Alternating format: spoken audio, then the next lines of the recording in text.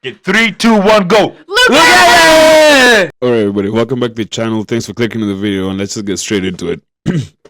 Now, in today's video, we're going to be talking about a man named Hugh Anthony. Now, Hugh Anthony, he's obviously British because he prioritizes Britain. Christ is king, and glory be to the creator up above. But now, the thing about our boy, now, I've seen him a couple times on Twitter, and I always, quite frankly, just ignore him. I scroll past. But one time I saw a clip, and he was saying something absolutely wild. I'll play you the clip, but it directed me from that clip that I saw. But I went ahead and I came to his profile, and I saw he pinned a tweet here from the weekend, and it says, "I didn't want to do this, but sadly, it has gotten to this point. My dad has been arrested for assault against me, and I have been kicked out of my house because of my politics. If you can please share any help, it would be greatly appreciated." Now, before we go ahead and delve into the situation with his father, now let's dive into his politics, and let me introduce you to the kind of person that Hugh Anthony really is. I've gone full-blown tanky. It's the USSR hat. I am Yusuf Stalin. How do we deal with the top 1%, guys? Here's the bit. How do we deal with the top 1%? We play Black Ops Zombies. Yeah, so he's an absolute base fucking comedian. As you can tell, that ray gun is absolutely fucking sick, right? Honestly, I'm kind of jealous of that. But then it says, he says, "I'm not a terrorist, I'm just a bearded man." Now, for anyone who can't connect the dots for what he's saying, I'm not even going to bother explaining it to you. Just figure it out. Now, our boy really loves Britain, and he really loves white people. And I feel like there's nothing else in this world that this man hates more than a fucking member of a minority.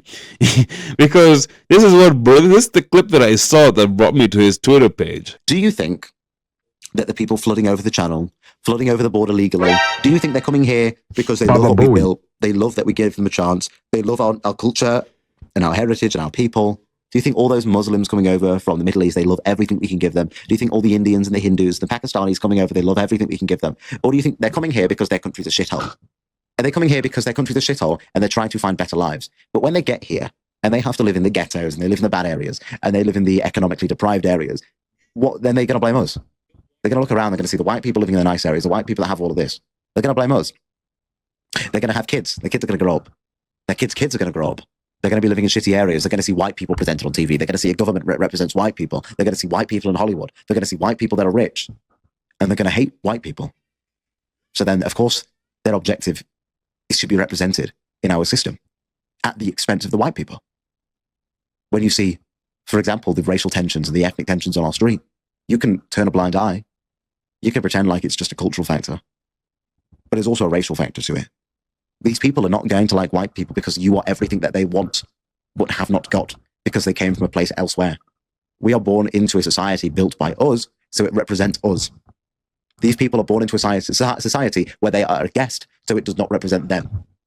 And you see it with our politics. When we get sectarian politics in Birmingham or Bradford or Leicester, where now they're voting people in based on their skin colour. White people are told, don't do that, that's racist. But brown, black people are told, do that, that's fine, that's your community. And we're surprised when they don't like white people. We're surprised when they have a vendetta against white people, a hatred against us. We're everything they wish to be, and they can't be like that because they've joined a society they were never involved within the society. And then we see these uptake of hate crimes. We see this uptake of anti-white racism, this uptake of being called gammon and attacked on the street. Iana that was killed in America 2 months ago, that wasn't random. She was white. She was white in a white society, and the ethnic minorities cannot stand the white people in those white societies because they have been raised to hate them, because they have been raised that we are the devil. Their history books are full of us. Their TV is full of us. Their social media is full of us. Their politics is full of us. They have been raised to hate us, and then we get surprised when they react in a certain way regarding us. I keep saying this, and I think it's stupid that people online don't realize it.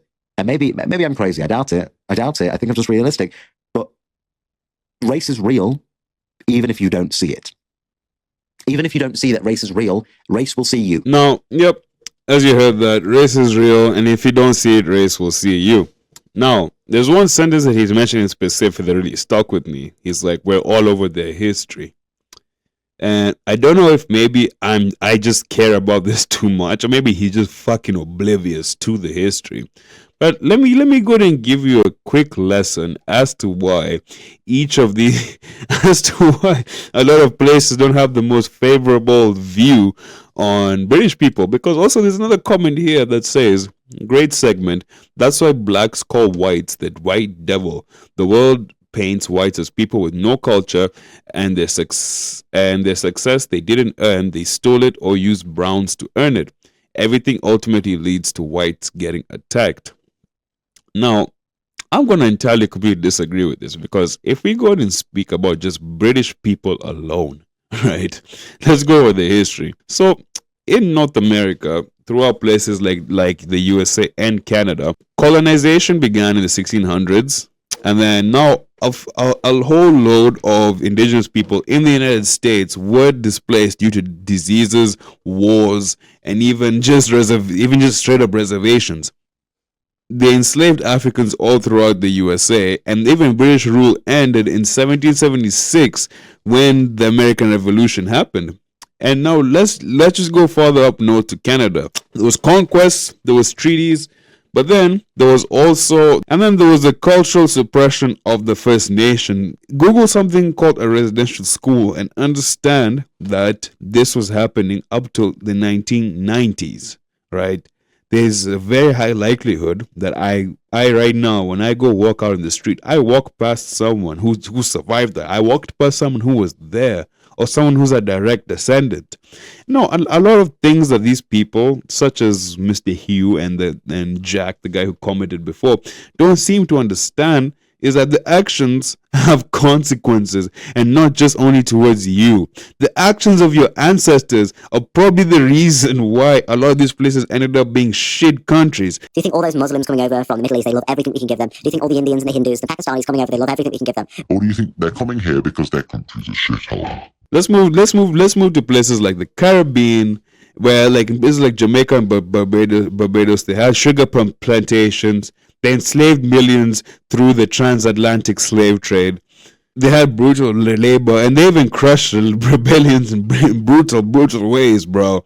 And then there was the post-slavery indentured Indian labor. And then we move further down to places in South America, such as Guyana and Belize, where those plantation economies, there was slavery again, indigenous exploitation, and then there was also resource extraction of high amounts of sugar and gold. Let's move to Western Africa, where we have countries like Nigeria, Ghana, Sierra Leone, and Gambia, where slave trade hubs prevalent, because the boats had to park somewhere, I guess. And then later colonies were formed to extract palm oil and gold. And then let's not forget the amalgamation of Nigeria that caused millions of deaths, caused ethnic tensions that still can be felt to this day, right? And then there was also the famine, and then we can't forget the forced labor. In East Africa, in places like Kenya, Tanzania, and Uganda, they had white settler farms that highly displaced the Maasai tribes, and the Kikuyus. We have the Mau Mau rebellion that was suppressed very violently using means of torture as well as camps. And then you have Uganda's cotton plantations and indirect rule. And then we move to South Africa, Zimbabwe, and Zambia, where they had apartheid roots and segregation through the Boer Wars. There was the land grabs from the natives in Rhodesia, which is now, I think, modern day Zimbabwe. And then let's not forget the mining of diamonds and gold, as well as straight up labor exploitation, right? And then we can move to countries like Egypt and Sudan, where there was control of the Suez. I think it's called the Suez Canal. And then they also occupied Egypt in 1882. And then there was the Mahdist War in Sudan. In places like Asia, in the India, Pakistan, and Bangladesh, they had the East India Company rule from 1757, where they drained an estimated amount of 45 trillion pounds on estimate. We can't forget the 1943, they killed millions via export policies. And then the partition of 1947 that caused 1 million plus deaths, the Salt March, as well as the Jallianwala Bagh massacre.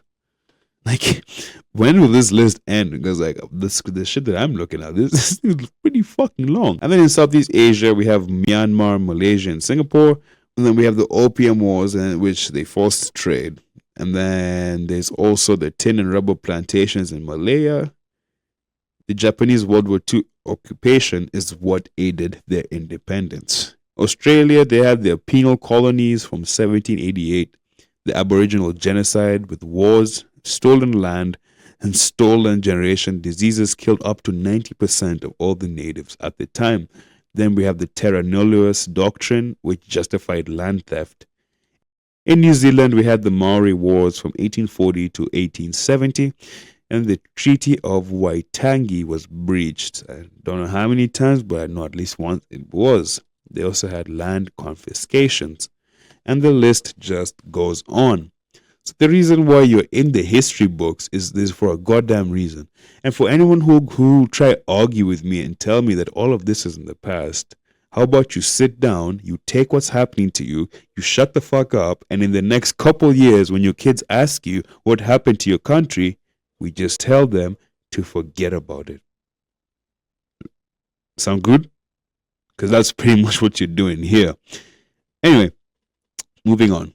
Now, this guy was talking like such a big man. As you heard, he believes that the suburbs are only... He clearly believes that the suburbs are only populated by white people. I don't think he believes there's minorities in the suburbs. And with the way he talks, you'd assume that he lives in the suburbs, right? No. His parents live in the suburbs. He lives with his parents. And he's doing all this shit talking in his father's house with a father that does not feel the same way. So you know what happened? He got kicked out. But let me not explain it to you. Let me show you. Scare me, Dad. No. What is wrong with you? Why are you assaulting me?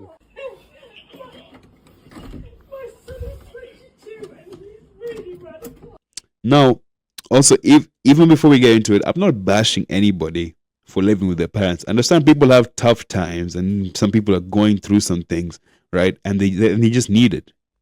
But if you talk the way that he talks, right, I'd expect you to be amongst the upper echelon of society. He goes around posting pictures about how the GDP's UK is going down because of immigration, right? He has these tweets all over his page. Let me find it to you. Well, but then little do people know. Okay, so he says, so immigration is modern day slave labor. That's terrible. This is why we should nationalize these industries and take it off of corporate greed so that it is about output need rather than capital greed. Because in fact, GDP per capita continues to fall here in the UK. This nigga contributed nothing, bro. He contributed nothing. This nigga ain't paying no rent. He just talks online. Like, I'm sorry, but if I'm ever in a situation where I just can't pull my bootstraps together and go to the construction site and maybe find some work and have to be doing this, if I'm ever in a situation where I have to be begging for donations, right? He's clearly able-bodied, but all he's capable of doing is just talking shit online for cheap. He ain't even getting paid enough to live in his own house from doing this. He's pretty much doing this for free. For cheap, if he's being paid at all. and that's the pathetic part, honestly. Like, you talk all this shit, talk about how they live in the poor areas of the country, but nigga, the only thing keeping you from living in this same area, bro, is your fucking parents and the money that you're begging for. Like, what? Radicalized. What's your address? Concern he's harming himself. I'm not harming myself. What's your concern with him in his room? I'm a political commentator. Really right wing. He's posting Oh my stuff God. online. He's shouting at us. Using to come at us. This is so dramatic. Just say your breath for me so I can understand you. I'm so sorry. It's okay. Just put it your ear. You don't scare me, Dad. No. What is wrong with you? Why are you assaulting me? Do I not? Why are you assaulting me? Why are you assaulting me? Shut the fuck up, you parasite. I have brought you up for fucking 20 years. What the fuck have you become? What have you become? Jesus Christ, man, that's Then let me walk out that door. Let me walk out that door. Let me walk out that door. What? Let me walk out that Dougie door. dad, man. Nothing. I just want to preserve this nation. Do you not understand? You will not win this war. Yes, I will. No, you won't. I'm leaving this house. Right I now. want you to leave. I'm leaving right now. I want you to go right now. I'm leaving right now. Go. Oh my god, I'm now leaving. he's filming. Bro, it's talking No, about I'm saving the leaving. country, bro. Save yourself, bro. I am. You're off to jail, son of a- You have less just motion than assaulted me. 18-year-old me, bro. I'm just gonna tell you that right now. I want nothing to do with you. Good luck. Off you go. Off you go. Don't come back. Go away! You want to smash back? Go away! What is wrong with you? Don't come back. Also, no, yo, and something I just noticed, yo, kicked out of my house? It wasn't your house, bro. I'm an immigrant myself. I've been living by myself since I was 18 years old, brother. I'm 23 right now. I have never even once begged for donations. I've gotten help from my friends, but that's money that you pay back. I've never sat down and gone ahead and asked for donations, for handouts. And this is Mr. Minorities are so poor. They're gonna look around, they're gonna see the white people living in the nice areas, the white people that have all of this. They're gonna blame us. Begging for handouts, right? He's an able-bodied man who cannot pull himself together to fucking go to the construction site and get a job, even just get any regular job. It doesn't even have to be a construction job. I'm just saying construction because that pays quickly. It pays a lot of money really quickly. Okay, it pay good. I don't know why everyone hates on construction workers, but this dude over here rather beg for handouts than be a man about it and go make his own money. He just went straight back to doing what he was before, just with a less aesthetic background now, because homeboy isn't in his parents' house no more. Okay, so throughout that video, I saw nothing that justified their father being arrested. Granted, I don't know what the fuck the laws in the UK are. Maybe boarding someone and yelling at them is classed as assault. But to me, free is dead. Bro, like, because at the same time, you see, if you have someone living in this grown man, like full beard, living in the comfort of his own parents' house, debating race politics online, when talking about how the GDP is going down, when this nigga is doing nothing to contribute to the uptrend, bro. This is actually fucking crazy. And then if you're talking about preserving the society, my nigga, save yourself. You didn't even have enough money in your emergency fund to prepare for any kind of situation. Right? Like, come the fuck on. Like, if we are talking about rebuilding the society, keeping it for whites by whites, and here you are borrowing people's money. Can you go put on some fucking steel toes, bro? And go fucking get a job somewhere and fucking actually help the economy, help the society, instead of sitting around talking about race online in the comfort of your father's house. Thank God he kicked you out, bro. In fact, free this guy's dad, bro. Fuck, man. This is actually crazy, bro. I always knew this nigga was a basement dweller. I might be in the basement too, but mine's the basement suite, bro. My basement in my own house. I paid for this shit, bro. I don't need no donations. My guy, we're talking about playing about immigrants. This nigga's over here. He's just as much of a burden. Fuck, man. I'm going to bed. Get 3, 2, 1, go. Look at it!